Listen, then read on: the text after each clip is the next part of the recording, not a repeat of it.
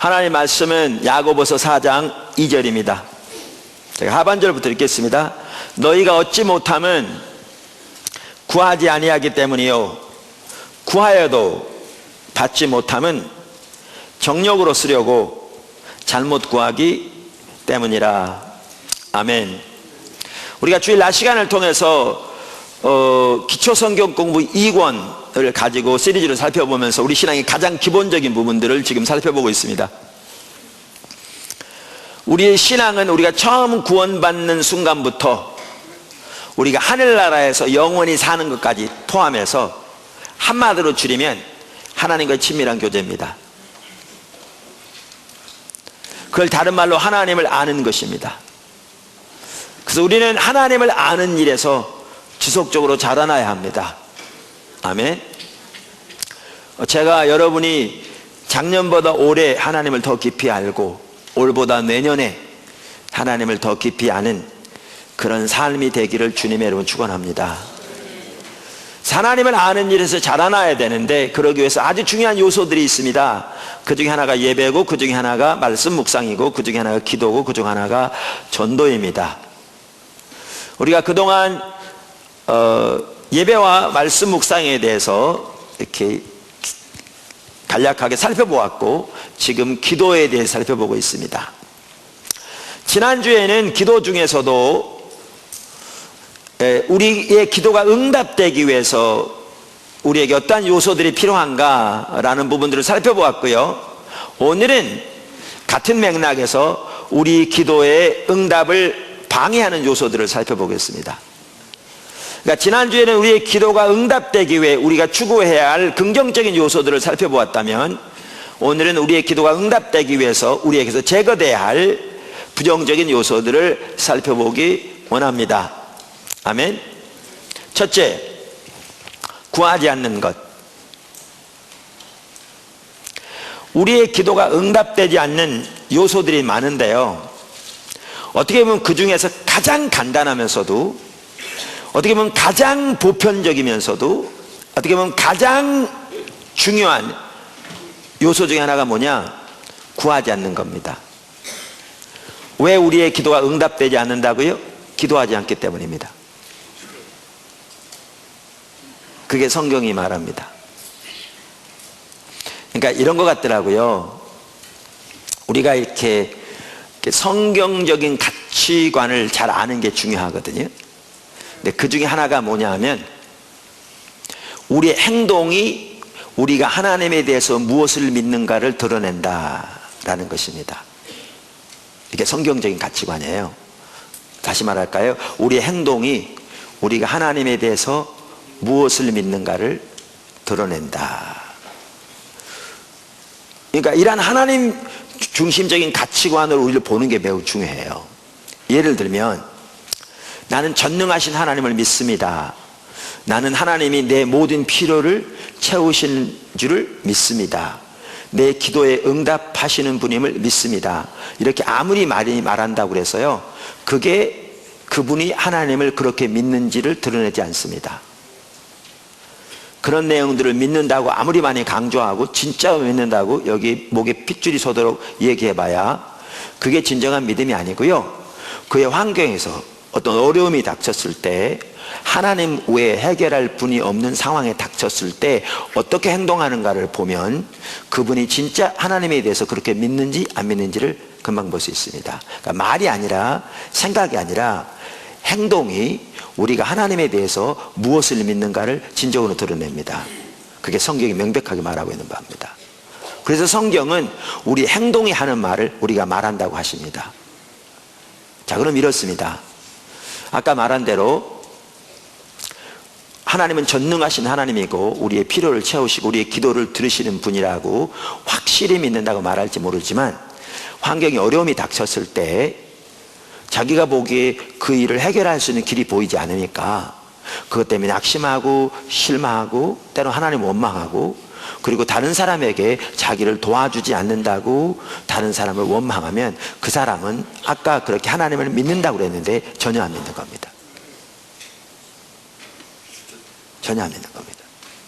왜냐하면 실제로 그 사람이 하나님을 진실로 그렇게 믿는다면 전혀 그렇게 행동 안 할 거거든요. 하나님 믿기 때문에. 그러니까 잠잠히 하나님을 바라며 하나님을 신뢰하며 그분의 지시를 기다릴 거거든요. 제가 왜 이런 얘기를 했냐면요, 오늘날 많은 성도들이 기도하지 않습니다.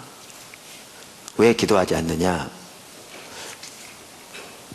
말로는 다르게 말할지 모르지만 실제로는 기도해도 하나님이 응답하지 않을 거라고 생각하기 때문에 기도 안 하는 겁니다.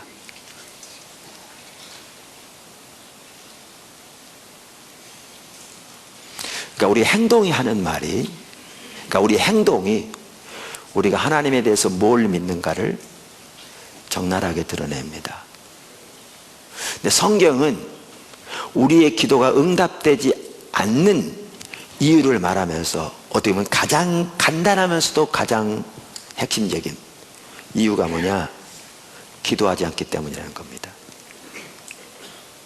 너희가 얻지 못하면 구하지 아니하기 때문이다. 그러니까 저는 가끔 그렇게 제 자신을 돌아보거든요. 내 행동이 지금 하고 있는 말이 뭔가, 하나님께 대해서 내 행동을 보면 나는 하나님에 대해서 지금 어떤 것을 믿고 있는가.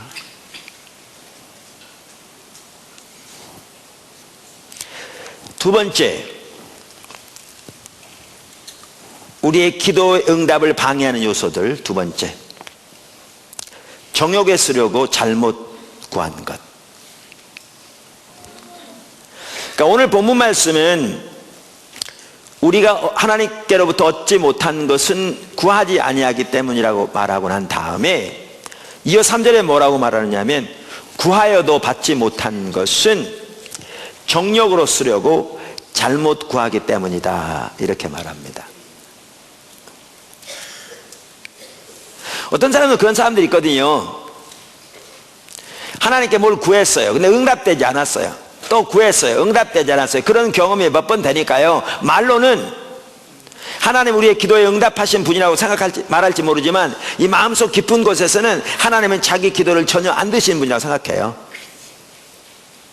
그리고 그런 분들이 하는 얘기가 있어요. 내 뜻과 내 뜻은 다르다.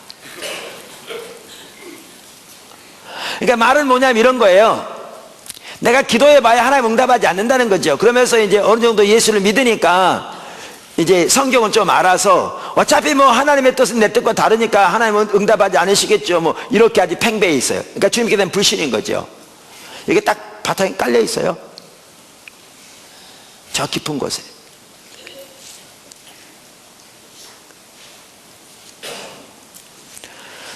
하나님의 뜻과 우리 뜻은 다릅니다. 성경에 써 있어요. 근데 어떻게 다르냐면 하늘이 땅에서 높은 것처럼 다르다, 그렇게 말씀하셨어요. 무슨 얘기냐면 우리의 생각은 땅이라면 하나님의 생각은 하늘이라는 겁니다. 우리의 뜻이 땅이라면 하나님의 뜻은 하늘이라는 겁니다.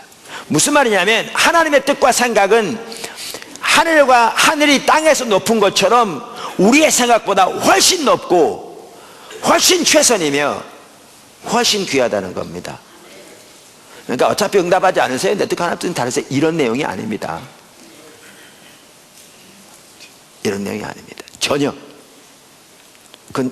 그런 이해를 가지고 있는 사람은 아까 말한 대로 대단한 불신입니다. 여러분 한번 생각해 보십시오. 하나님이 여기에 있는 우리들만이라도, 밖에 있는 사람 다 빼놓고 여기 지금 있는 우리들만이라도 우리가 원하는 대로 해주시면 어떻게 할까요? 지구는 바로 몇 시간 내에 망할 수 있습니다. 동의하십니까? 다른 사람 다 놔두고라도 여기 있는 우리들만이라도 우리가 원하는 대로 다 해주신다면 이 지구는 몇 시간 내에 망할 수 있습니다. 성경은 뭐라고 말하고 있는가? 너희가 구하여도 얻지 못함은 정욕에 쓰려고 잘못 구함이라, 이렇게 말하고 있습니다. 그래서 우리가 지난주에 살펴본 대로 우리가 기도함에 있어서 중요한 한 가지가 뭐냐? 하나님의 뜻을 따라 구하는 겁니다. 제가 다시 말합니다. 적지 않은 사람들이 제가 하나님의 뜻을 따라 구해한다 이렇게 말하면, 적지 않은 사람은 어떻게 생각하냐면, 그래 어차피 그렇지 뭐 하나님 내가 언제 원하는 데 해주시나, 뭐 어차피 뭐 하나님의 뜻은 내 뜻과 다르고 그렇다고 그랬는데, 그래 하나님 어차피 하나님 뜻대로 하지 내 뜻대로 하지 않으셔, 이런 말을 합니다. 그런 생각을 가지고 있습니다. 근데 그 배후에는 하나님께 대한 대단한 불신이 깔리는 거고요, 하나님을 전혀 모르는 일입니다. 이걸 기억하셔야 합니다. 하나님은 독생자까지 아끼지 아니하시고, 우리를 위해, 우리가 죄인 되었을 때, 하나님을 알지 못하고 대적할 때 우리를 위해 십자가에 내어주실 만큼 우리를 사랑하십니다. 그렇기 때문에 하나님의 뜻은 우리에게 최선입니다.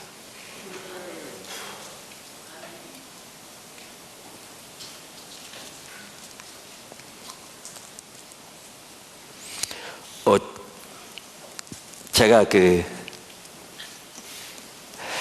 미국에서 이제 80년대, 87년까지 공부하고 들어와서 처음 교회를 개척할 때요, 몇몇 개척 멤버들이 있었거든요.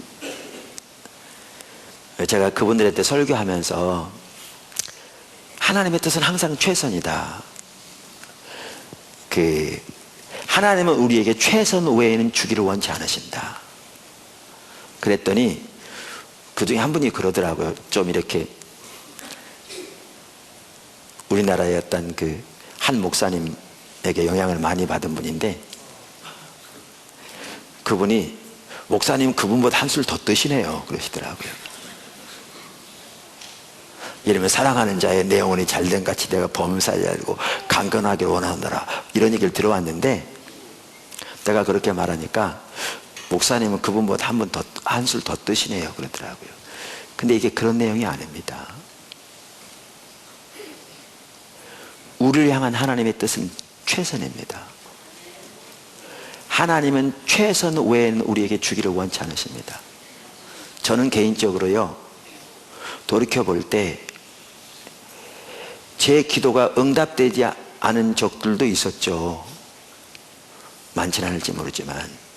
그런데 제가 차선을 구할 때 응답 안 됐어요.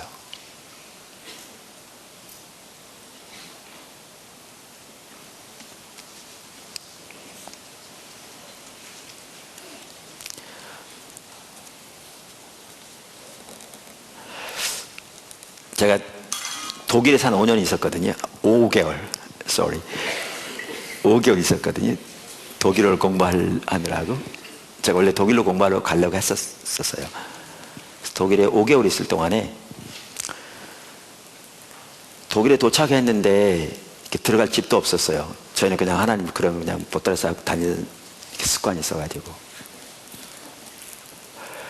그래서 미넨에 가서 거기 한인 식당 하는 그분이 집이 비어있는 데서 거기 며칠 있다가 그 뮌헨에서 멀리 떨어진 기차로 오랫동안 가는 곳에 방이 하나 싸게 놨어요. 아는 분에게. 그래서 우리가 거기 들어가려고 그랬는데 한국 분 중에 한 분이 이간질 해가지고 자기가 들어가 버린 거예요.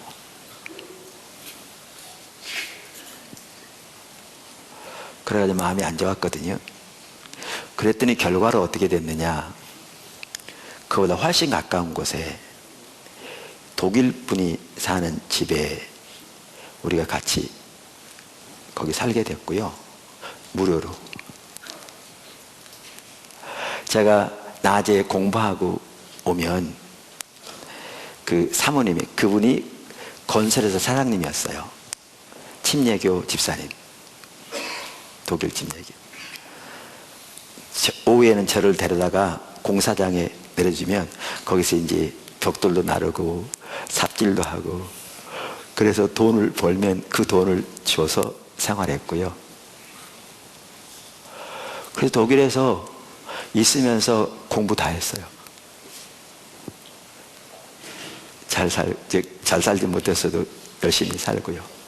근데 그분은 사장님인데도 주말이면 그 벤츠도 3년 만에 한 번 새 차로 나와요. 세금 이렇게 되니까. 근데 트렁크에는 삽이 있어요. 항상 곡괭이 같은 거. 주말에는 같이 나가서 이래요.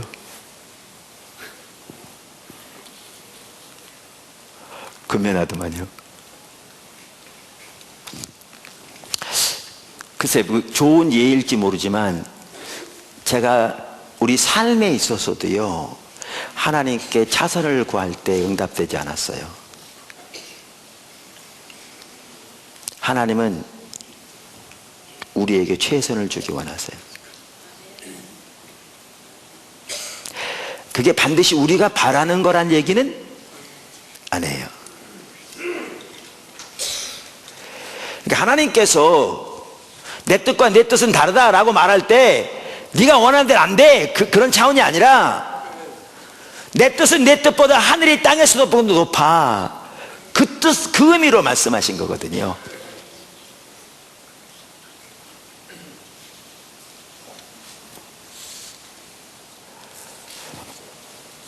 그래서 기도에도 우리가 기도함에 있어서 매우 중요한 요소가 뭐냐? 하나님의 뜻을 따라 구하는 거예요. 그럼 어차피 뭐 내 뜻대로 안 되는데, 그런 차원이 아니라 하나님의 뜻은 최선이기 때문에 그 하나님의 뜻을 따라 구하라고 하는 거죠. 할렐루야.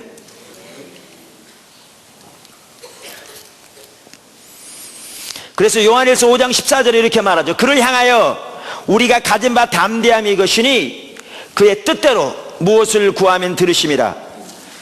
우리가 무엇이든지 구하는 바를 들으시는 줄을 안즉 우리가 그에게 구한 그것을 또한 얻은 줄로 아느니라. 지난주 살펴본 내용입니다. 그래서 기도 응답과 관련해서 그래서 중요한 게 하나님의 뜻을 따라 구하는 것이고, 그래서 중요한 게 성령의 인도를 따라 구하는 것이고요, 그래서 중요한 게 하나님과 친밀한 교제 안에 머무는 것입니다. 왜? 그래야 하나님의 뜻에 따라 구할 수 있기 때문에 그렇습니다. 그래서 지난주에 살펴보았던 요한복음 15장 7절도 이렇게 말하죠. 너희가 내 안에 거하고 내 말이 너희 안에 거하면 무엇이든지 원하는 대로 구하라. 그리하면 이루리라. 그러니까 우리가 예수님 안에, 예수님이 우리 안에 있는 친밀한 교제를 요한복음 특별히 강조하고 있는데, 그 친밀한 교제 가운데서 우리가 예수님 안에 거하고 예수님의 말씀이 우리 안에 거하는 그 친밀한 교제 가운데서 하나님이 우리에게 주신 말씀, 하나님께서 우리에게 깨닫게 하신 하나님의 뜻과 의중, 이걸 마음에 품고 기도할 때 하나님께서 모든 것을 다 응답하시겠다, 이렇게 말씀하고 있죠. 그러니까 우리의 기도 응답 방해하는 요소 중에 하나가 뭐라고요? 정욕에 쓰려고 잘못 구하는 거죠. 자기 욕심대로. 아멘. 세 번째, 불신과 의심. 불신과 의심. 이 부분도 참 중요한 부분입니다. 이렇게. 그러니까 많은 분들이 조금 더 살펴볼 텐데 믿음으로 기도해야 되는데요, 어떻게 기도하는 것이 믿음으로 기도하는 것인지 잘 모르는 분들이 많더라고요. 자, 우리의 기도를 방해하는 요소 중 하나가 뭐냐? 불신과 의심입니다. 우선 성경은 우리가 기도하면서 의심하면 응답되지 않는다, 이렇게 말하고 있습니다. 어디에 나와 있습니까? 야고보서 1장 6절. 야고보서 1장 6절. 오직 믿음으로 구하고 조금도 의심하지 말라. 자, 뭘로 구하라고요? 믿음으로 구하고 뭐 하지 말라? 의심하지 말라. 의심하는 자는 마치 바람에 밀려 요동하는 바닷물결 같으니 이런 사람은 무엇이든지 주께 얻기를 생각하지 말라. 자, 기도하면서 의심하는 사람을 성경은 뭐에 비교하고 있습니까? 바람에 밀려 요동하는 바닷물결, 파도 같다. 그게 무슨 말입니까? 바람이 이렇게 불면 파도가 이쪽으로 치고, 바람 밖에서 이쪽으로 불면 파도가 이쪽으로 치고. 무슨 얘기냐? 환경에 따라, 환경이 이렇게 움직이면 이렇게 와하고, 환경이 이렇게 움직이면 이렇게 반응하는, 그저 요동하는, 정함이 없는 그런 사람은 하나님께로부터 어떠한 응답도 받지 못할 거다, 이렇게 말하고 있죠. 그래서 성경은 기도할 때에 이렇게 의심하면 응답되지 않는다, 이렇게 말하고 있습니다. 자, 그래서 성경은 기도할 때 어떻게 기도하라고요? 믿음으로 기도하라고요. 아멘. 그래서 아까 읽은 야고보서 1장 6절에 오직 믿음으로 구하고 이렇게 말했죠. 또 마태복음 21장 21절에서도 예수님께서 이렇게 말씀하셨습니다. 한번 찾아보시죠. 마태복음 21장 21절.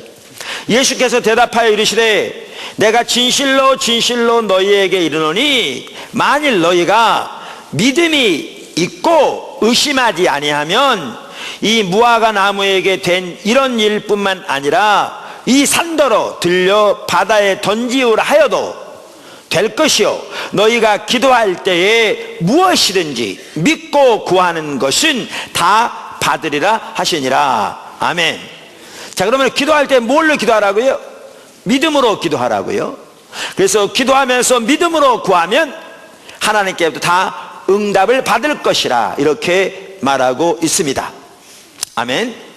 그래서 우리의 기도에 있어서 중요한 한 가지 요소는 믿음입니다. 믿음입니다. 제가 지난주에 이 부분을 살펴보지 않은 것은 오늘 살펴보기 위해서 지난주에는 말씀을 따로 안 드렸습니다. 자, 문제는 근데 이겁니다. 여기서 말하는 믿음이 뭐냐는 겁니다. 그러니까 오늘날 우리가 기도할 때 믿음으로 기도해야 된다, 그래야 응답된다, 다 압니다. 그 정도는. 왜냐하면 성경 읽었고 또 많이 들었기 때문에. 근데 믿음이 뭐냐는 겁니다. 여러분 여기 기억해야 할 게 있습니다. 믿음은 우리의 마음의 상태를 말하는 게 아닙니다. 믿음은 우리의 마음의 상태를 말하는 것이 아닙니다. 그러니까 믿음의 성격을 올바로 이해하면 분명하게 알 수 있는데요. 그러니까 믿음으로 구하라 이렇게 말했을 때 적지 않은 사람들이 이 구절을 어떻게 생각하냐면 어떤 부분을 위해서 기도하면서 그것이 이루어질 것이라고 이 마음속에 확신을 가지는 것을 믿음이라고 생각합니다. 그래서 이 마음속에 확신을 가지려고 노력합니다. 근데 어떨 때는 확신을 가지려고 노력하면 노력할수록 의심이 더 생깁니다. 그러니까 믿음의 성격을 잘못 이해하는 거죠. 성경을 한번 읽어보실래요? 자, 마가복음 11장. 조금 아까 읽었던 마태복음 21장에 있는 사건이 마가복음에는 11장에 나옵니다. 똑같은 사건인데요. 마가복음 11장 20절부터 한번 보시죠. 그들이 아침에 지나갈 때 무화과 나무가 뿌리채 마른 것을 보고, 어떤 사건입니까? 예수님께서 이제 마지막 일주일을 예루살렘에서 보내시기 위해서, 우리 십자가 지시잖아요. 그 주간에, 바로 이번 주간입니다. 예루살렘에 올라가셔서 베다니에서 주무셨습니다. 그리고 아침에 이제 예루살렘에 들어가셨는데, 가다가 시장하시니까 무화과 나무를 보고 이제 무화과를 식용 대용으로 드시려고 간 겁니다. 그런데 무화과가 아직 열매가 없었습니다. 성경은 때가 되지 않았기 때문에 열매가 없었다. 그랬더니 예수님이 다시는 이 나무로부터 열매를 거두지 못할 거라고 그렇게 어떻게 보면 저주하셨습니다. 그랬더니 바로 다음에 보니까요, 말라 죽어버렸습니다. 그 사건을 두고 말씀하신 거거든요. 근데 여러분들은 그렇게 생각할 수 있습니다. 아, 예수님 좀 모지시다. 아니 때가 안 됐는데, 아니 때가 안 됐기 때문에 무화과 열매가 없는데 열매가 없다고 저주하시나, 이렇게 생각할 수 있습니다. 근데 여기 무화과 나무는 사실 이스라엘을 상징하는 거거든요. 또 하나 중요한 게 있어요. 예수님이 요청하실 때가 그때가 우리가 열매를 제시할 때입니다.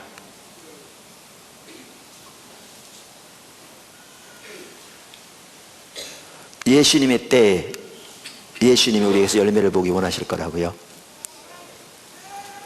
우리가 정한 때가 아니라. 이건 명백합니다. 자, 어찌됐든 간에 해서 말라버렸어요. 그랬더니 이제 베드로가 보고, 선생님이 말씀하신 그 무화과가 말라버렸습니다. 그랬더니 하신 말씀이거든요. 21절, 베드로가 생각이 나서 여짜오되 랍비여 보소서 저주하신 무화과 나무가 말랐나이다. 예수께서 그들에게 대답하여 이르시되 하나님을 믿으라. 내가 진실로 너희에게 이르노니 누구든지 이 산더러 들려 바다에 던지우라 하며 그 말하는 것이 이루어질 줄로 믿고 마음에 의심하지 아니하면 그대로 되리라. 여기 똑같은 내용이 나오죠. 그러므로 내가 너희에게 말하노니 무엇이든지 기도하고 구하는 것은 받은 줄로 믿으라. 그리하면 너희에게 그대로 되리라. 이렇게 나옵니다. 물론 여기에 무엇이란 말은 성경 전체에 나온 이런 조건들이 다 전제된 내용이죠. 제가 한 번은요, 저는 이제 한국에서 고등학교를 졸업하고 직장을 다니다가 이제 나중에 미국에 공부하러 갔거든요. 근데 제가 처음 직장을 다닐 때 그 직장이 시청 근처에 있었습니다. 서울. 그러니까 그 남산 근처죠. 근데 한 번은 제가 이렇게 직장에서 근무하는데 무슨 생각이 드냐면 요 말씀이 생각난 겁니다.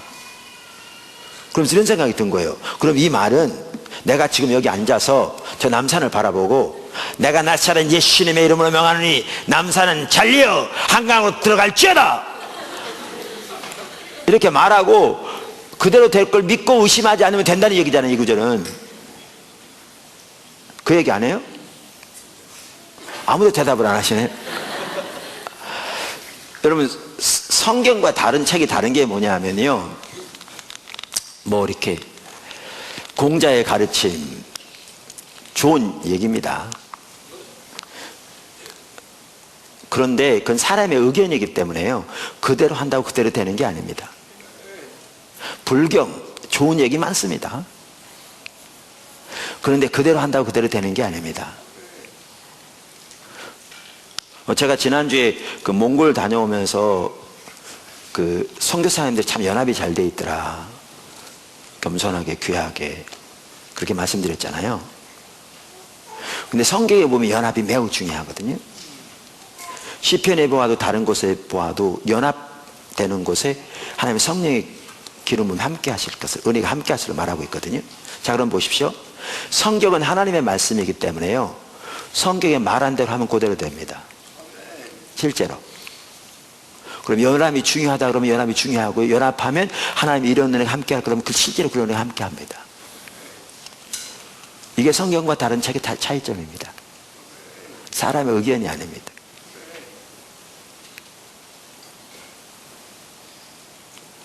불경을 통해서도 좋은 거 배울 수 있습니다. 좋은 말 많죠. 삼강오륜에도 좋은 말 많고요. 근데 사람의 의견입니다.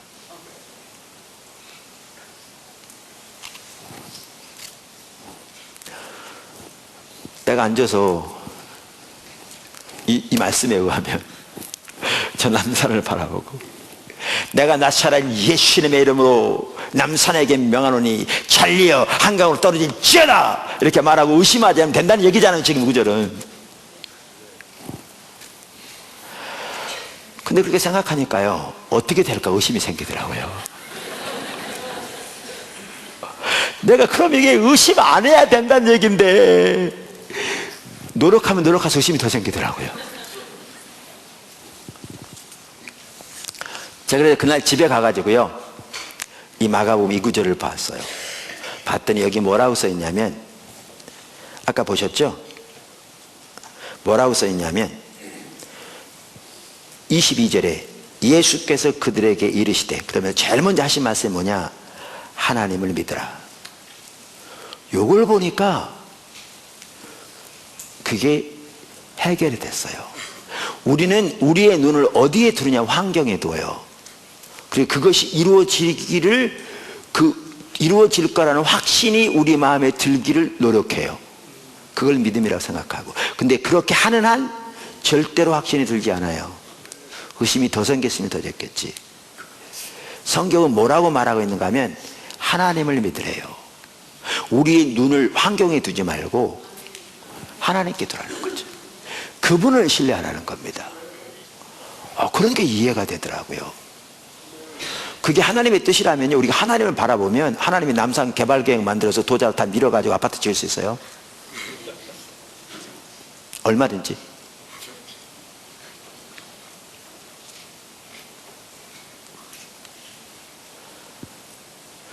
제가 그 미국 공부하러 간 얘기를 자주 하는데 환경적으로 불가능했다니까요.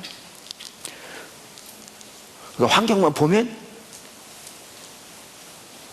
완전히 땅바닥에 믿음이 꽂히는 거죠. 길이 없어요. 근데 기도만 하면 하나님 한 번도 노라고 하신 적이 없어요. 그럼 하나님을 바라보면 믿음이 생겨요. 왜? 하나님은 천지를 창조하신 만군의 여호와 전능하신 하나님이요, 우주의 주관자, 인류의 주관자이기 때문에 하나님은 능히 하실 수 있습니다. 근데 환경을 보면 다시 완전히 믿음이 땅바닥 떨어지죠. 불가능하니까. 근데 하나님을 보면 믿음이 생겨요. 믿음은요, 내가 원하는 대로 되어질 거라는 마음, 상태에 대한 마음의 확신이 아니고요, 하나님을 믿는 겁니다. 여러분,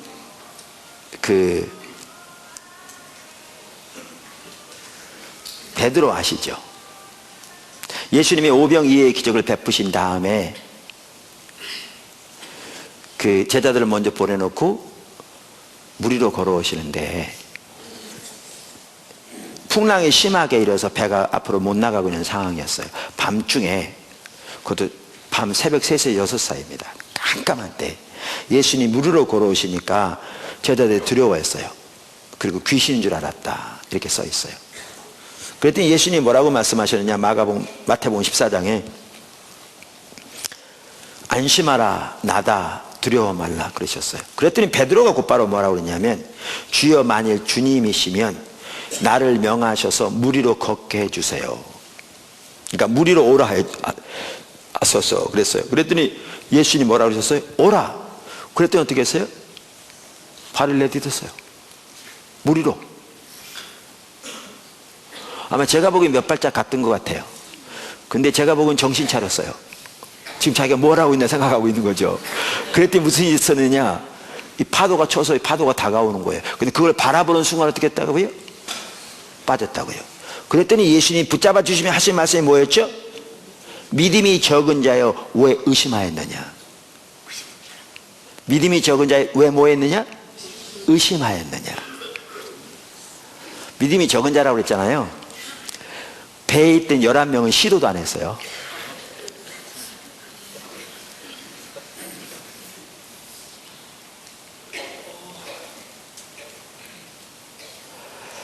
근데 여기 중요한 게 나와요.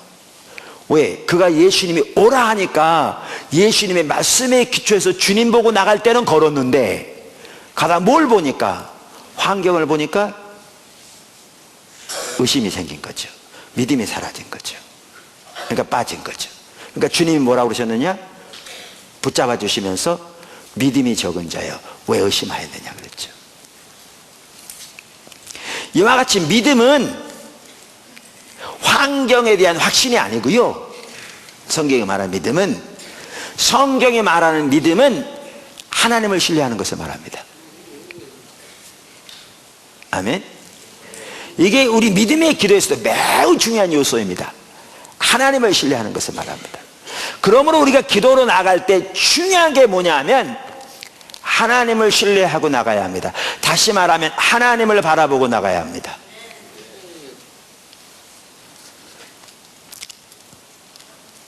여러분 지금 여기 앉아서 예배드리고 있는 이 본당, 여기가 우리 들어온 지 이게 지금 11년째입니다. 왜냐하면 포도나무교회 10주년 되는 해에, 포도나무교회 분당에서 개척되었고요, 10주년 되는 해에 여기를 지어서 들어왔으니까 이제 11년째 됩니다. 제가 일부 예배 때도 보니까 그때부터 계셨던 분들도 이렇게 얼굴에 띄던데, 지금 이 자리에도 우리가 그때부터 신앙생활 하신 분도 계십니다. 일부. 근데 우리가 분당에서 여기 이렇게 부지를 구입하고 이렇게 하려고 할 때에, 그때 하나님의 부흥을 준비하기 위해서 최소한 1500평 이상은 있어야 된다. 그럴 때 성도 150명 남짓 됐습니다. 우리로서는요, 이게 지금 처음에 살 때 1620평인데 20억에 가까운 돈, 그 당시 알아볼 때는 더 많이 더 필요하게 됐습니다. 그 부지만 구입하기 위해서도 그만큼 있어야 되고, 건축하려면 상상조차 못하는 거, 이거요 우리의 상상을 초월한 일이었습니다. 근데 보십시오, 이런 일이 있을 때 우리는 어떻게 하느냐. 저는 이렇게 합니다. 저는 우리 환경 보지 않습니다.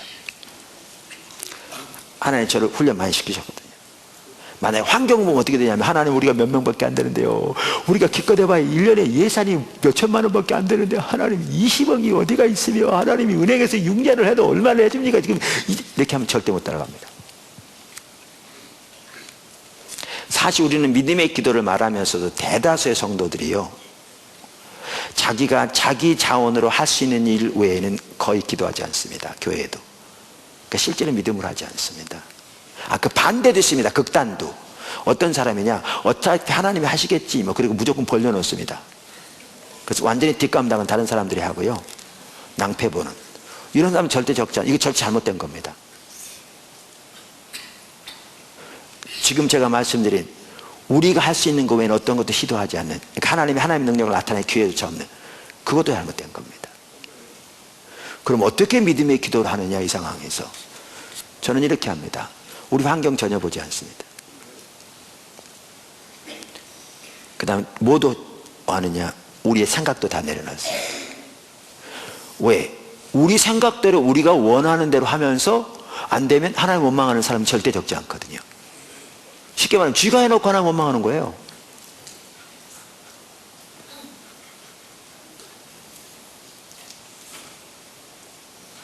오만 번 기도응답 받았다는, 이제 흔히 말하기를 조지 밀러 목사님, 그분도 하나님의 뜻을 분별할 때 자기의 모든 생각이 내려지고 자기의 어떠한 자기 자신의 생각도 남아있지 않도록 먼저 힘쓴다고 그러잖아요. 하나님의 뜻을 분별할 때. 그리고 그것이 되어지면 90% 이상의 일은 되어진 거라고 그러잖아요. 무슨 얘기냐, 우리가 중요한 것은 내 뜻이 중요한 게 아니고 내가 선호한 바가 중요한 게 아니고 내 계획이 중요한 바가 아니니까 환경을 바라보는 것도 다 내려놔야 할 뿐만 아니라 내가 선호한 바, 내 생각도 다 내려놔야 합니다. 그리고 저는 어떻게 하느냐면 이게 하나님의 뜻인가만 분별합니다. 그러니까 우리가 할 수 있고 없고를 따지는 게 아니라 이게 진정으로 하나님의 뜻인가를 분별합니다. 그리고 그걸 분별하기 힘씁니다.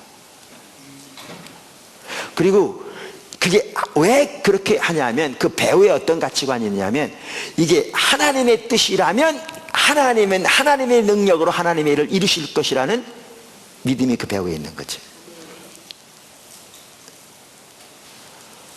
그러니까 기도할 때 그렇게 기도합니다. 그러니까 아까도 말씀드린 대로 그때 성도 150명도 아마 채 안 됐을 겁니다.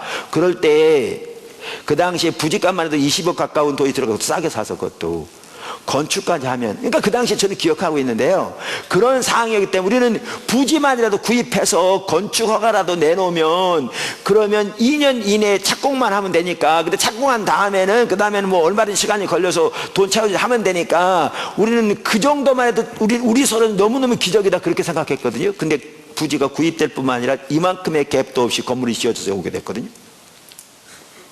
상상할 수 없는 일이 일어난 겁니다. 아무도. 그래가지고 여기 들어왔더니 그 당시에 제가 보기엔 벌써 믿음도 없는 분인데, 죄송합니다. 제가 일부러 이렇게 표현했는데 이렇게 믿음이 뛰어나다고는 볼 수 없는 분인데 그분이 저한테 그러더라고요. 저 계단에서. 그분이, 다른 분도 아니고 그분이, 여러분 누군지 아무도 모릅니다. 본인만 알겠지. 물론 그분은 이 자리에 있지 않습니다. 그분이 저한테 이렇게 악수하면서 목사님, 이거는 하나님 크기의 일입니다 그러더라고요. 근데 거기서 중요한 게 그거였다니까요. 뜻을 분별할 때 환경을 보지 않습니다. 우리 상태를 보지 않습니다. 태산을 보지 않습니다. 우리의 능력을 보지 않습니다. 또 하나 뭘 보지 않느냐, 우리의 생각을 버립니다. 우리의 의중을 버립니다. 우리의 선호하는 바를 내립니다. 그리고 뭐만 하기를 원하느냐, 하나님 뜻만 분별하기 원합니다. 이게 하나님의 뜻인가? 그 한 가지만을 분별하기 힘씁니다. 하나님 뜻이 아니면 당연히 내려놓는 거죠. 아무리 원해도. 근데 하나님의 뜻이면 그분이 하실 거니까. 그렇게 해서 오게 된 겁니다. 그래서 우리의 기도가 응답받는 데 있어서 믿음의 기도가 필수다. 의심하는 자는 아무것도 받을 생각하지 말아라. 그것은 바람에 밀려 여기저기 요동치는 파도와 같다. 이렇게 말하고 있는데요. 이렇게 말하고 있는데, 믿음의 기도를 위해서 우리는 그렇게 하나님 그분을 의지하는 겁니다. 하나님 그분을 바라보는 겁니다. 환경이 아니고. 그래서 우리는 하나님께 기도로 나아갈 때 하나님은 성경이 말씀하신 그대로의 하나님을 신뢰해야 합니다.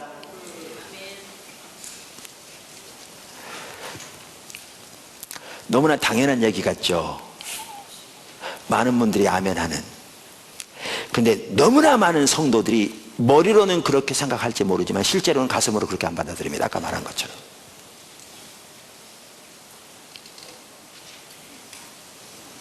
다시 말할까요?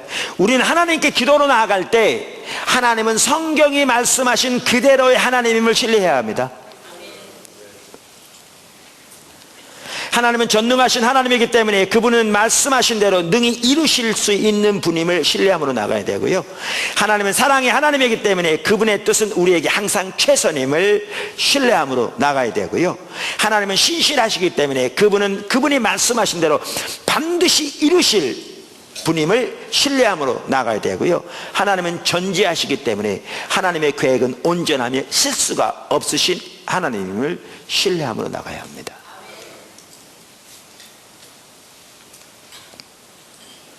그렇게 믿음으로 주님 앞에 기도로 나가야 기도 응답 받을 수 있습니다. 살아계신 하나님의 역사를 삶에서 경험할 수 있습니다.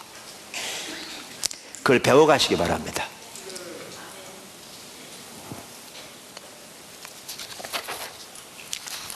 네 번째,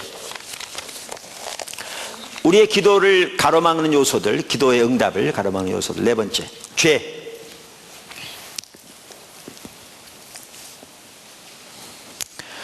성경은 우리의 죄가 하나님과 우리 사이를 가로막아서 하나님으로 하여금 우리의 기도를 듣지 못하게 하신다고 명백하게 기록하고 있습니다. 우리가 지난주에도 보았는데 그 중에 한 구절이 이사야서 1장 15절입니다. 너희가 손을 펼 때 내가 내 눈을 너희에게서 가리고 너희가 많이 기도할지라도 듣지 아니하리니 이는 너희의 손에 피가 가득함이라. 이사야서 59장 2절 오직 너희 죄악이 너희와 너희 하나님 사이를 갈라놓았고 너희 죄가 그의 얼굴을 가리어서 너희에게서 듣지 않으시게 함이니라. 그러니까 이러한 구절들을 보면 우리의 죄가 하나님과 우리 사이를 가로막아서 하나님으로 하여금 우리의 기도를 듣지 못하게 만든다, 이렇게 말하고 있습니다. 그러니까 죄가 우리 기도의 응답을 가로막는 요소죠. 자, 그렇다면 우리 하나님께 기도로 나갈 때 어떻게 나가야 되겠어요? 그렇다면 회개함으로 나가야겠죠. 아멘. 죄가 하나님의 관계를 가로막으니까. 근데 여기에서 몇 가지 살펴볼 게 있습니다. 아주 중요하다고 저는 생각합니다. 첫째가 뭐냐면 우리는 무엇보다 신앙의 본질로 돌이켜야 합니다. 우리는 무엇보다 신앙의 본질로 돌이켜야 합니다. 그러니까 무슨 말이냐면 이 말입니다. 아까 이사야서 1장 15절을 읽었는데 거기에 보면 이렇게 돼 있거든요. 다시 한번 볼까요? 너희가 손을 펼 때 내가 내 눈을 너희에게서 가리고 너희가 많이 기도할지라도 내가 듣지 아니하리니 이는 너희의 손에 뭐가 가득함이라? 피가 가득함이라. 그러니까 죄가 가득하다 그 말이잖아요. 그러니까 안 듣겠다 그 말이죠. 우리 이런 구절 잘합니다. 왜냐하면 많이 설교 들었습니다 그동안. 그러니까 이런 구절 토대로 우리는 어떻게 생각하느냐? 회개하고 나가야 한다 이렇게 말하죠. 근데 그 이상입니다. 그러니까 우리가 너무나 성경을 피상적으로 아는 것 같더라고요. 제 말이 무슨 말이냐면 이런 겁니다. 바리새인들이 이 구절 잘 알았겠죠. 어쩌면 설교 많이 했을 겁니다. 뭐라고? 우리의 손에 피가 가득하면 하나님이 우리의 기도를 듣지 않으십니다. 그 죄가 하나님의 얼굴을 가리워서 하나님을 하여금 우리의 기도를 듣지 못하게 만듭니다. 그럼 우리가 하나님 앞에 나갈 때 회개함으로 나가야 합니다. 어쩌면 설교 많이 했을 겁니다. 자, 그러면 바리새인들이 그렇게 기도하면서 자기들의 손에 피가 가득하다고 생각했을까요? 이 구절이 자기들에게 해당되는 구절이라고 상상했을까요? 상상도 안 했을 겁니다. 마태복음 9장에 보면요, 예수님께서 세리들과 함께 들어가셨습니다. 세리 마태의 집에 식사하셨습니다. 그랬더니 바리새인들이 예수님의 제자들에게 뭐라고 그런지 아십니까? 너희 선생은 어찌하여 저 세리들과 죄인들과 함께 잡수시느냐? 이렇게 대들었습니다. 거기 죄인들이라고 나옵니다. 근데 여러분들이 혹시 영어 성경을 보시면요, 그 죄인들이란 말에 따옴표가 붙어 있습니다. 인용하는 말이라는 거죠. 죄인들. 그러니까 이 말은 뭐냐면 그 바리새인들이 말한 죄인들이 진짜 다른 사람보다 죄를 많이 지은 죄인들이란 말이 아니고 그 당시 바리새인들이 죄인들로 부르는 자들이라 그 말입니다. 그럼 이들이 누구냐? 여러분, 바리새인들은요 그 당시 율법을 613가지로 요약했습니다. 하부 규정까지 하면 2000가지쯤 된다고 합니다. 여러분, 오늘날 어떤 사람들은 우리 신앙생활을 몇 가지 규정을 지키는 걸로 생각하죠. 성수일 잘하고 뭐 11주 잘하고 이 몇 가지만 잘하면 신앙생활 잘하는 거라고 생각하잖아요. 그렇게 따지면 바리새인들이 2000가지를 철저히 지켰거든요. 그런데 바리새인들은 이러한 율법의 규정들, 전통적으로 내려오는 그러한 규례들, 이러한 규례들을 알지도 못할 뿐만 아니라 지키지 않은 사람들을 뭐라고 불렀는가? 죄인들이라고 취급했습니다. 그래서 그들과 상종도 하지 않았습니다. 왜? 그들과 상종하다는 것은 자기들이 부정하게 된다고 믿었기 때문에. 근데 예수님이 하나님으로부터 왔다고 말하면서 자기들이 보기에 그 죄인들과 함께 식사하니까 그렇게 대적한 겁니다. 어찌 너희 선생은 저 세리들과 죄인들과 함께 잡수시느냐? 자, 이렇게 말한 걸 보면 그들은 자기들의 손에 피가 가득하다고 생각했을까요? 완전히 반대로 생각했겠죠. 저 죄인들과는 근본적으로 다른, 그래서 그들과는 식탁에도 같이 앉지 않은, 이렇게 구별된. 근데 예수님이 뭐라고 그러셨죠? 이사야가 너에 대하여 잘 예언하였도다. 바리새인들에게. 마태복음 9장 13장, 마태복음 15장에서. 이 말은 뭐냐면 이사야 시대나 너희나 정확하게 똑같다. 그걸 바꿔 말하면 너희의 손에 피가 가득해서 하나님의 얼굴을 가리고 하나님이 너희의 기도를 듣지 않는다, 그 말이잖아요. 근데 그들은 자기들의 손에 피가 가득하면서도 이 구절을 읽으면서 이 구절이 자기들에 해당되는 말씀을 인 것을 이만큼도 몰랐죠. 그럼 뭐가 문제인데요? 여러분 보십시오. 어느 시대든 신앙이 타락하면 어떻게 되냐면요, 그러니까 우리 신앙의 본질이 하나님을 알고 존재를 다해 하나님을 사랑하는 하나님께 친밀한 교제입니다.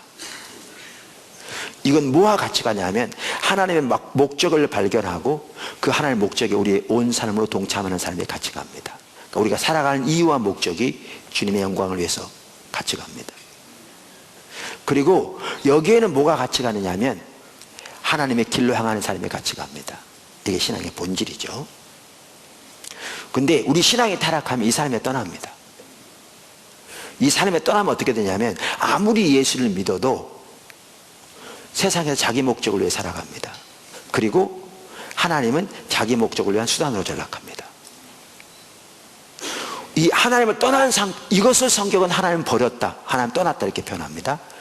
이 하나님을 버린 상태에 있으면서도 많은 종교적인 의식이 있을 수 있습니다. 이사야서 그랬습니다. 안식일, 월사 모든 대회 저렇게 지킬 수 있습니다. 수송아지, 수염소, 가장 살진 짐승들을 무수히 드릴 수 있습니다. 왜 이런 의식들이 있냐면 자기들 원하는 거 해달라는 겁니다. 이거 해야 복 주고, 이거 해야 사업 잘 되고, 이거 해야 자식 좋은 학교 가고, 이거 해야 문제 해결된다 생각하니까 의식들은 있습니다.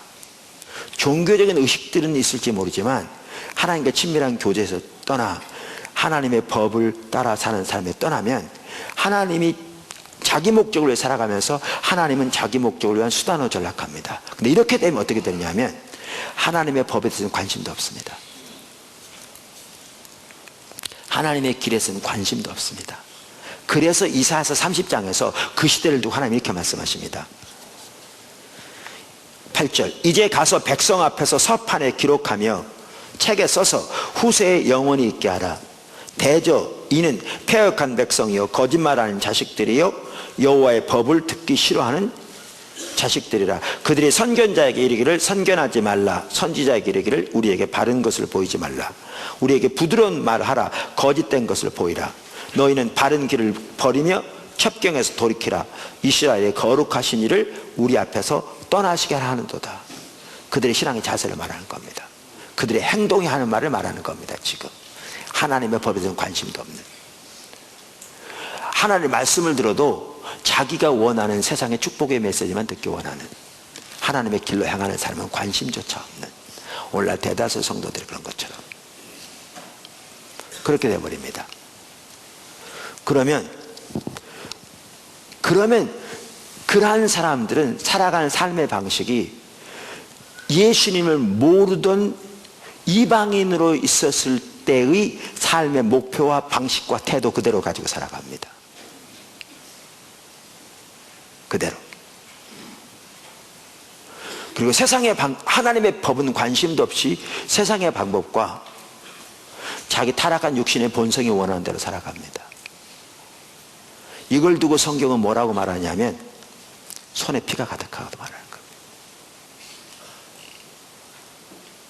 근데 이 상태에 있으면서 어젯밤에 회사에서 회식을 하면서 술을 너무 많이 먹어가지고 이만큼 술이 취해서 집에 들어오다가 발로 대문을 차가지고 대문이 찌그러지고 아내가 뭐라고 그랬더니 홧김에 아내에게 쏘아붙이고 아내에게 폭행을 했어.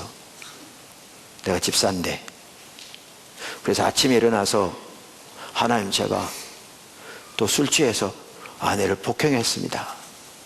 그러니까 뭐 많이는 안 해도 그냥 한 대 때렸습니다. 잘못했습니다.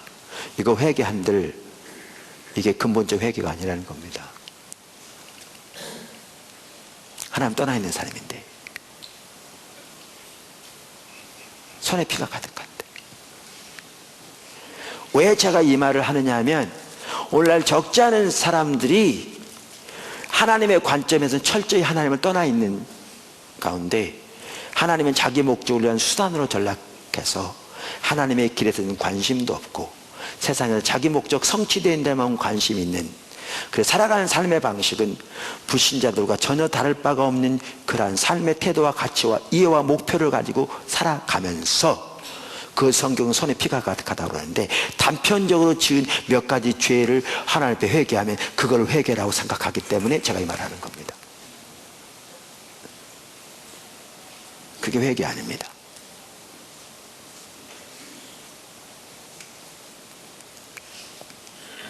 그래서 우리의 기도가 응답되기 위해서도 그렇고 우리가 하나님과 올바른 관계의 삶을 위해서도 그렇고 가장 중요한 것은 우리가 먼저 신앙의 본질로 돌이켜야 합니다. 그 회개가 가장 근본적인 회개입니다.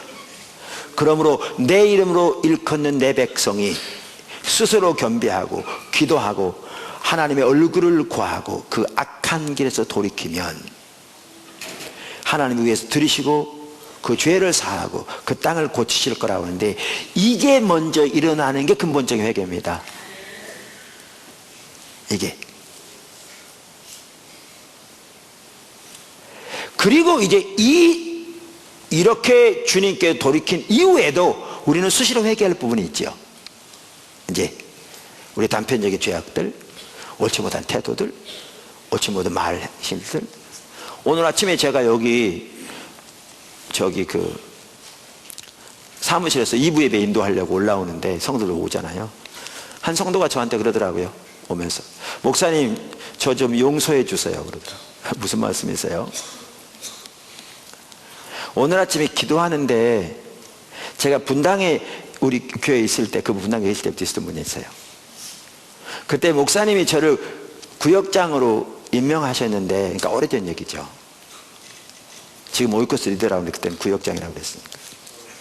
그랬는데 그때 신실하게 섬기지 못한 것을 하나님이 비춰주셨어요. 오늘 아침 하는데 목사님 용서해 주세요 그러더라고요. 그래서 제가 용서하고 축복합니다. 그리고 올라왔죠. 오늘 아침에요. 여기 오면서. 그러니까 우리가 하나님의 얼굴을 구해야 우리 죄가 보이거든요. 우리가 주님을 찾지 않으면 우리 죄가 안 보여요. 그래서 우리의 기도가 응답되기 위해서 회개가 핵심적인 요소인데 그 회개에 있어서 가장 먼저 우리에게 있어야 할 것은 우리가 신앙의 본질로 돌이켜야 한다고요. 하나님을 알고 존재를 다해 사랑하는 삶, 하나님의 목적을 위해 우리 삶이 드려지는 삶, 그리고 하나님의 길로 향하기를 추구하는 삶. 그러면서 살아가면서도 이제 단편적으로 우리가 하나님 앞에 합당치 못한 일을 할 때 회개하고 돌이키는 이 회개가 같이 가야 되는 거죠. 그래야 진정한 회개가 됩니다. 아멘. 그래서 그 회개와 관련해서는 우리가 지난주에 살펴보았습니다. 지난주에 그래서 요한일서 1장 9절에 이렇게 말하죠. 만일 우리가 우리 죄를 자백하면 그는 미쁘시고 의로우사 우리 죄를 사하시며 우리를 모든 불의에서 깨끗하게 하실 것이요. 아멘. 근데 회개와 관련해서 제가 여기서 살펴볼 또 한 가지 중요한 게 있습니다. 그게 뭐냐면 다른 사람을 용서하는 것입니다. 그러니까 다른 사람을 용서하는 것과 우리 기도 응답은 밀접한 관계를 가지고 있습니다. 그래서 아까 마가복음 11장 24절에 예수님께서 믿음의 기도를 말씀하셨던 구절이거든요. 제가 다시 한번 읽어보겠습니다. 그러므로 내가 너희에게 말하노니 무엇이든지 기도하고 구하는 것은 받은 줄로 믿으라. 지금 믿음의 기도. 그리하면 너희에게 그대로 되리라. 근데 이 말씀을 하시고 난 다음에 곧바로 이어서 예수님께서 뭐라고 말씀하셨냐면 이렇게 말씀하셨습니다. 서서 기도할 때에 아무에게나 혐의가 있거든 용서하라. 그리하여야 하늘에 계신 너희 아버지께서도 너희의 허물을 사하여 주시리라 하시니라. 여러분, 왜 이 구절이 여기 나왔다고 생각합니까? 너희 서서 기도할 때 이 말 나온 걸 보아도 알 수 있고, 바로 앞에서 믿음의 기도에 대해서 말씀하신 것과 연결돼서 나온 걸 보아도 알 수 있듯이, 우리의 기도가 응답되기 위해서 우리에게 있어야 할 한 가지 중요한 요소가 뭐냐? 다른 사람을 용서하는 것입니다. 다른 사람을 용서하지 않는 것이 큰 죄입니다. 우리가 다른 사람을 용서하지 않을 때 우리를 향한 하나님의 용서가 유보될 거라고 하셨습니다. 이 구절도 그렇고. 그러니까 우리의 기도가 응답되지 않습니다. 그래서 회개의 한 핵심적인 부분, 이 부분은 앞으로 우리가 나중에 추가로 살펴볼 겁니다. 그냥 아주 중요한 부분이기 때문에 나중에 언젠가는. 근데 우리가 회개의 한 중요한 부분은 다른 사람을 용서하는 겁니다. 근데 용서가 쉽지 않습니다. 성경에 보면 우리가 다른 사람을 용서해야 우리의 죄가 용서될 것을 예수님께서 어떤 비유를 드셨냐면, 여러분 잘 아시죠? 1만 달란트와 100데나리온의 비유를 들어서 말씀하셨습니다. 예수님 뭐라고 그러셨냐면, 종 중에 주인에게 1만 달란트 빚진 사람이 있었어요. 그러니까 그러니까 주인이 뭐라고 그랬냐면, 거기 주인이 예수님 가리키거든요. 종은 우리를 가리키고요. 주인이 뭐라고 그랬냐면, 너 빚 갚아. 안 갚으면 너 오게 가둘 거야.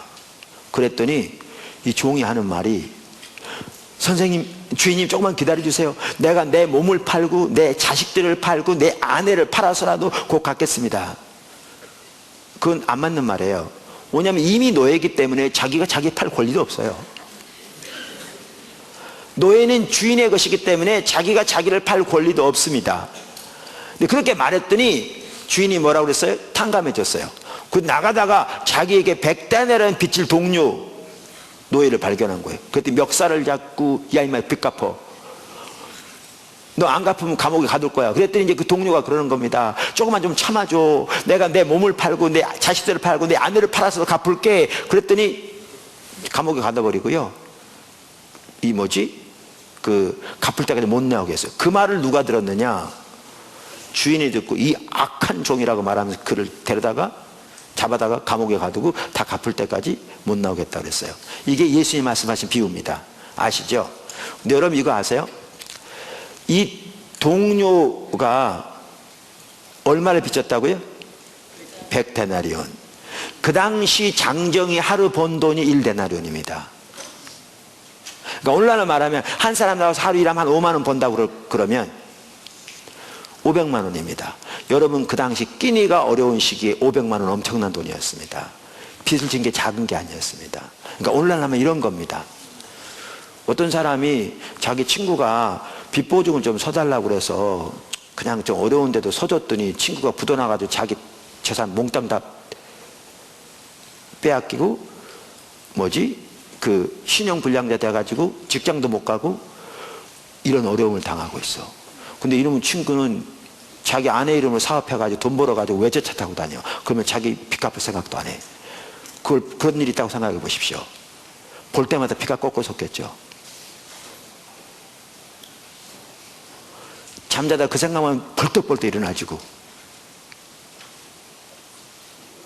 어쩌다가 그냥 자기는 그 고통을 당하고 있는데 외제차 타고 앞에 지나가는 걸 보면 그냥 완전히 그냥 그렇게 되겠죠. 이 100데나리온이요 작은 게 아닙니다. 그런 걸 두고 한 얘기입니다. 그러니까 그런 것만이 아니라 그런 류를 다 포함합니다. 근데 문제는 뭔지 아십니까? 이 10,000달란트를 우리가 탕감받았다는 겁니다. 여러분 그 당시 1달란트가 얼마인 줄 아세요? 6,000데나리온입니다. 한 사람이 20년 동안 일해서 벌고 하나도 안 써야 벌 돈이 1달란트입니다. 그럼 10,000달란트는요, 이거는 상상 자체할 수 없는 돈입니다. 그 돈은요, 그 종이 갚을 수 없는 돈이었습니다. 이건 뭘 보여줍니까? 우리의 셀 수 없는, 우리가 도저히 탕감받을 수 없는, 우리의 그 무엇으로도 용서받을 수 없는 그 어마어마한 죄를 하나님이 예수님의 십자가를 통해 용서하셨다 그 말입니다. 근데 우리가 우리에게 잘못한 그 상대방, 이거 작은 일이 아닐 수 있어요. 그거 용서하지 못하면 큰 일일지 모르지만 하나님이 우리를 용서해 주신 것에 비하면 아무것도 아닌데 이거 용서하지 못하면 우리를 향한 하나님의 용서가 유보될 거라 그 말입니다. 회개 중에 하나가 뭔지 아십니까? 상대방 용서하는 겁니다. 근데 아까도 말씀드린 대로 경우에 따라서 쉽지 않습니다. 근데 용서는 선택이 아닙니다. 의무입니다. 근데 제가 용서에 대해서 나중에 한번 살펴볼 겁니다. 근데 지금은 이것만 말하고 넘어가겠습니다. 용서에 있어서 중요한 한 부분이 뭐냐면요, 상대방이 저지른 결과를 내가 받아들이기로 선택하는 겁니다.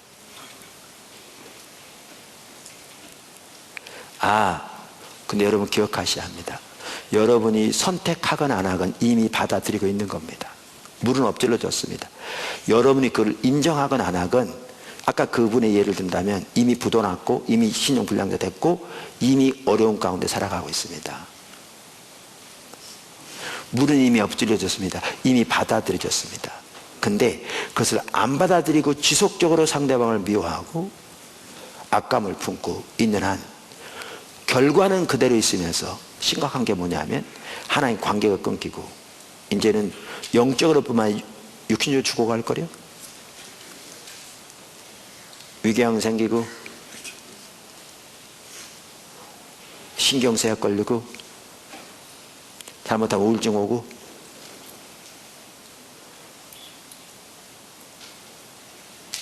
그럼 뭐냐, 예수님이 나의 모든 죄를 용서하셨기에 10,000달란트와 같은 상대방은 하나님께 맡기고 상대방이 저지른 그 죄의 결과를 내가 인정하고 받아들이고 주님 앞에 서기를 결단하는 게 용서의 한 부분입니다. 인정하고 받아들이지 않아도 이미 받아들인 상태입니다. 그거를 예수님이 나를 향한 그 용서를 인식하고 받아들이기로 결단할 때, 그래서 용서의 한 부분입니다. 회개의 한 중요한 부분은 용서입니다. 왜냐하면 용서하지 않은 것이 죄이기 때문에 그렇습니다. 할렐루야. 다섯 번째, 우리의 기도를 가로막는 죄, 다섯 번째 요소, 교만입니다. 교만. 베드로전서 5장 5절 이렇게 말합니다. 젊은 자들아, 이와 같이 장로들에게 순종하고 다 서로 겸손으로 허리를 동이라. 하나님은 교만한 자를 대적하시되 겸손한 자들에게 은혜를 주시느니라. 자, 하나님이 교만한 자를 어떻게 하신다고요? 대적하신다. 한번 생각해 보십시오. 천지를 창조하신 전능자 하나님, 인류의 역사를 주관하시는, 사람들의 생사화복을 주관하신 하나님이 대적하시면 그 사람 어떻게 되겠어요? 근데 하나님 어떤 사람을 대적하신다고요? 교만한 자를 대적하신다. 반면에 어떤 사람에게 은혜를 주신다고요? 겸손한 자에게 은혜를 주신다 그랬습니다. 잘 압니다. 근데 저는 이 부분을 말씀드리려고 합니다. 가장 큰 교만은 자기의 의를 의지하는 것입니다. 가장 큰 교만은 자기의 의를 의지하는 것입니다. 이것을 잘 볼 수 있는 구절이 어디냐? 예수님이 말씀하신 바리새인과 세리의 기도에서 잘 볼 수 있습니다. 누가복음 18장 9절에서 14절에 나옵니다. 한번 보십시오. 누가복음 18장 9절에서 14절. 또 자기를 의롭다고 믿고 다른 사람을 멸시하는 자들에게 이 비유로 말씀하시되, 두 사람이 기도하러 성전에 올라가니 하나는 바리새인이요 하나는 세리라. 바리새인은 따로 서서 기도하여 이르되, 하나님이여, 나는 다른 사람들 곧 토색, 불의, 간음을 하는 자들과 같지 아니하고 이 세리와도 같지 아니함을 감사하나이다. 나는 일에 2번씩 금식하고 소득의 11조를 드리나이다 하고, 세리는 멀리 서서 감히 눈을 들어 하늘을 쳐다보지도 못하고 다만 가슴을 치며 이르되, 하나님이여, 불쌍히 여기소서, 나는 죄인으로소이다 하였느니라. 내가 너희에게 이르노니 이에 저 바리새인이 아니고 이 사람이 누구죠? 세리가 의롭다 하심을 받고 그의 집으로 내려갔느니라. 무릇 자기를 높이는 자는 낮아지고 자기를 낮추는 자는 높아지리라 하시니라. 여러분, 여기 보면요, 예수님이 의도적으로 바리새인과 세리 예를 드신 겁니다. 바리새인이 그 당시 어떤 사람이에요? 자타가 공인하는 가장 경건한 삶을 사는 사람들이었습니다. 그 중에서도 이 바리새인은 어떤 사람이냐? 바리새인 중에서도 더 경건한 삶을 사는 사람이었습니다. 여기 보시면. 그리고 그 다음 세리는 어떤 사람이었냐? 자타가 공인하는 가장 큰 죄인입니다. 그러니까 일부러 이 두 사람을 예를 드셨습니다. 예수님께서. 그러니까 오늘날 말하면 이랬을 겁니다. 목사와 창녀가 이렇게 했을지도 몰라요. 근데 목사 중에서도 예수 믿은 지 지금까지 새벽기도 한 번도 빠진 적이 없고, 신문은 스포츠 신문을 전혀 보지도 않고, 텔레비전 전혀 보지도 않고, 손이랑은 자기 아내 손을 왜 잡아본 적이 없는, 1년에 40일 금식 기도는 매년 빼놓지 않고 지금 동안 30년 동안 해왔고, 성경은 매년 2독씩 지금 30년 동안 해온 그런 목사와 장녀를 예를 든 겁니다. 예수님 일부러. 근데 그날 누가 하나님 앞에 의롭다함을 받았다고요? 세리가. 그럼 누가 버림받았다고요? 바리새인이. 그럼 우리는 이렇게 생각할 수 있습니다. 그럼 하나님은 경건한 사람을 미워하시는가? 아니요. 그럼 하나님은 죄를 사랑하시는가? 천만의 말씀이요. 전혀 아니죠. 그러면 여기에서 지금 예수님이 무엇을 말씀하시려고 하시는가? 의도가 뭔가? 왜 이 두 사람을 예를 들어서 지금 무엇을 말씀하시려고 하는가? 그게 그들의 기도의 내용을 보면 알 수 있습니다. 바리새인은 어떤 사람이었는데요? 뛰어난 사람입니다. 그 당시에 자타가 공인하는 가장 경건한 삶을 사는 사람들이 바리새인이었고요, 그 중에서 뛰어난 사람이었습니다. 그렇게 뛰어났을지 모르지만 그의 기도를 보시면 그는 자기 의를 의지해서 하나님 앞에 섭니다. 우선 여기 보십시오. 그는 따로 섰습니다. 왜? 저 세리 같은 자들과는 같이 있을 사람이 아니죠. 저 죄인과는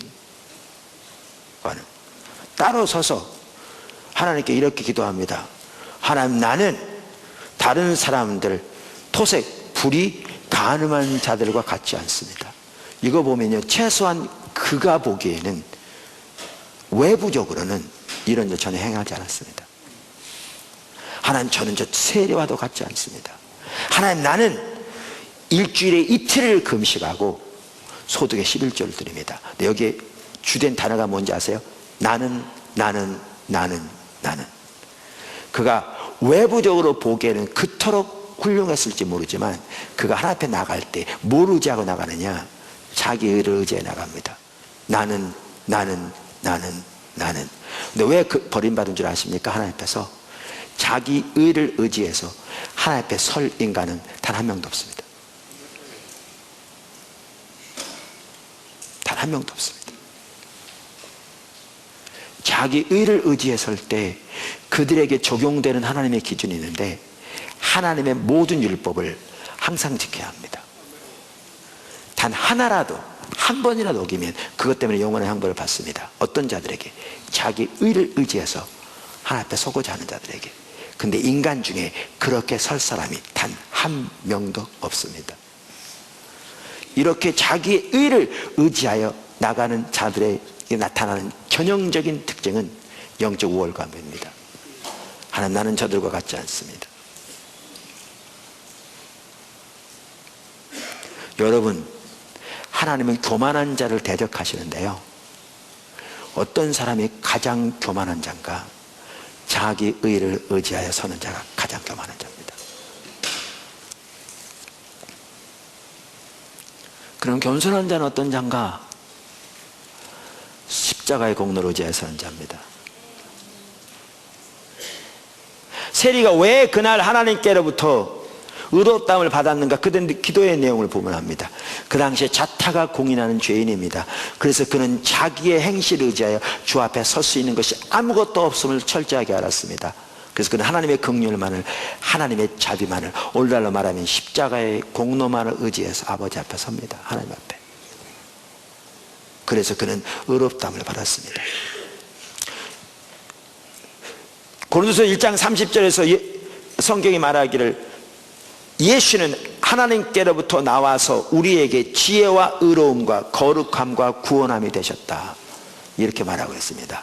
즉 우리 속에는 어떠한 선한 것도 없음을 인식하고, 그래서 십자가에 못 박힌 예수 그리스도가 우리의 의요 우리의 구원하며 하나님께 이르는 우리의 길이요 우리의 힘이요 능력인 것을 인식하고 주님의 십자가의 공로만을 순간순간 의지하여 서는 것, 이것이 진정한 겸손이며, 이러한 자들에게 하나님의 은혜를 부으십니다. 그럼 어떤 분은 그럴 수 있어요. 그렇지, 어차피 그러니까 예수 믿는 것들 그 회개하면 된다고 생각하니까 지 마음대로 죄를 짓지, 이런 사람도 있어요. 전혀 우리 신앙을 몰라서 그래요. 비방하는 자들이 하는, 그래요. 근데 심지어 예수 믿는 사람들 중에서도 그렇게 잘못 이해하는 사람들이 있어요. 아니에요. 전혀 그게 아니죠. 예수님의 십자가의 공로만을 의지한다고 해서 죄 자신을 맡기는 삶을 말하는 게 아닙니다. 그 반대입니다. 오히려 바울을 보십시오. 바울 이렇게 말했습니다. 고린도전서 4장 3절에 너희에게나 다른 사람에게나 판단받는 것이 내게는 매우 작은 일이라. 나도 나를 판단하지 아니하노니 내가 자책할 것을 아무것도 깨닫지 못하나. 얼마나 훌륭한 사람입니까? 저하고는 근본적으로 달라요.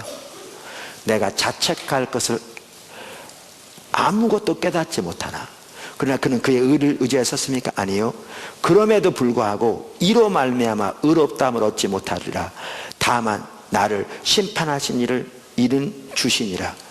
그러므로 때가 이르기 전 곧 주께서 오시기까지 아무것도 판단하지 말라. 그가 어둠에 감추인 것들을 드러내고 마음의 뜻을 나타내시리니 그때 각 사람에게 하나님부터 칭찬이 있으리라. 무슨 말이에요? 자기는 자기가 스스로 자책할 만한 것을 아무것도 깨닫지 못했지만 그것으로 인하여 자신을 의롭다 전혀 생각하지 않을 뿐만 아니라 다른 사람에게 판단받는 것도, 심지어 자기를 판단하는 것도 내려놓고 그날의 주님이 오시면 생각과 어둠에 감춰진 것, 마음에 숨겨진 것까지 드러내서 심판하실 것을 말하면서 그날을 바라보고 나갑니다. 그러면서 그가 갈라디아서 6장에서 이렇게 말하는 겁니다. 그러나 내게는 우리 주 예수 그리스도의 십자가 외에 결코 자랑할 것이 없으니 그리스도로 말미암아 세상이 나를 대하여 십자가에 못 박히고 내가 또한 세상을 대하여 그러하니라. 이게 기독교의 삶입니다.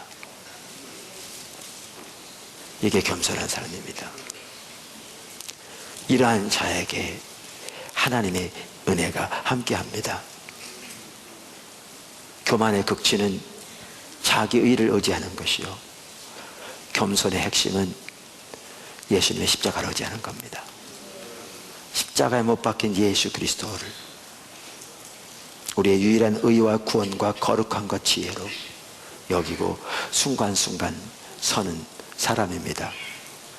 여러분이 반드시 그 삶을 살게 되시길 주님으로 축원합니다. 마지막으로 간단히 6번째, 불순종. 우리의 죄를 가로막는 한 가지 요소가 불순종입니다. 스가랴서 7장 이렇게 말합니다. 11절, 그들이 듣기를 싫어하여 등을 돌리며 듣지 아니하려고 귀를 막으며 그 마음을 금강석 같게 하여 율법과 만군의 여호와가 그의 영으로 왜 선지자들을 통하여 전한 말을 듣지 아니하므로 큰 진노가 하나님 만군의 여호와께로부터 나왔도다. 그러니까 사실 성경은 참 이렇게 시적인 표현이 많거든요. 물론 성령의 감동으로 쓰여진 거니까.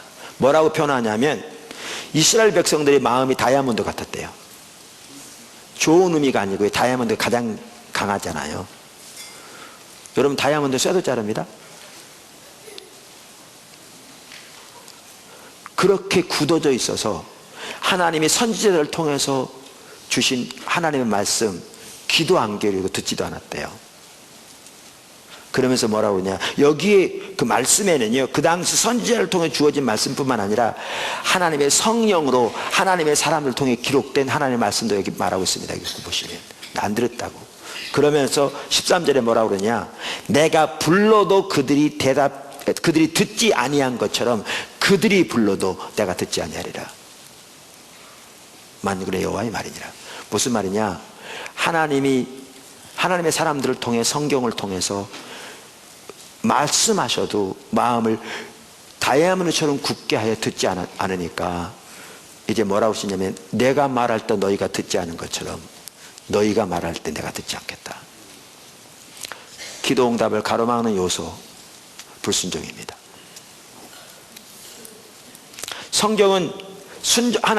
성경은 하나님을 순종하는 자의 기도를 들으신다고 말합니다. 그게 요한일서 3장 22절에 나옵니다.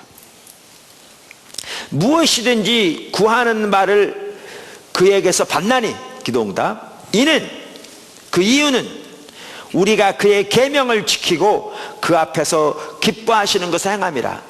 그러니까 이 말은 하나님이 우리의 기도를 응답하시는 조건이 순종이라 그 말은 아닙니다. 하나님이 전적인 은혜로 우리의 기도를 응답하십니다. 근데 동시에 우리의 기도가 응답되어지는 한 가지 중요한 요소 중에 하나가 순종인 걸 볼 수 있죠. 이걸 이제 페트라 주석의 학자는 잘 설명했더라고요. 제가 그분의 얘기를 읽어볼게요. 그리스도인들이 계명을 지키고 그 앞에서 기뻐하시는 것을 행함은 하나님 앞에 내세울 만한 공적이 아니라 신자의 마땅한 의무이다. 그럼에도 불구하고 본문에서 계명을 지키고 하나님이 기뻐하시는 것을 행함이 기도응답의 조건이 되는 것처럼 말한 것은 하나님의 말씀에 순종하는 것이 하나님의 뜻에 부합됨을 드러내는 외적인 표현이기 때문이다. 그러면서 스타트 같은 학자들도 그렇게 얘기했다. 예수께서도 항상 하나님 아버지께서 좋아하시는 일을 행하는 가운데 하나님께서 자신의 기도에 응답하심을 아셨다. 요한복음 8장 28절 29절 11장 42절 이렇게 써 있습니다. 오늘 우리의 기도에 방해하는 요소들을 살펴봤습니다. 근데 여러분 이렇게 하셔야 합니다. 기도를 배우셔야 합니다. 제가 1부 예배 끝나고 잠깐 기도하는데도 적지 않은, 오늘 예배에 참석한 적지 않은 성도들이 전혀 기도 생활 안 하는 것 같더라고요. 왜 기도 안 하느냐? 응답하지 않으실 거라고 믿으니까.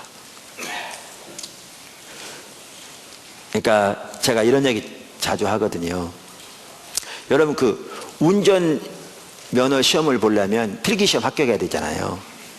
왜냐하면 사람들이 자기 식대로 그냥 마음대로 법도 없이 운전해버리면 도로는 엉망이 되겠죠.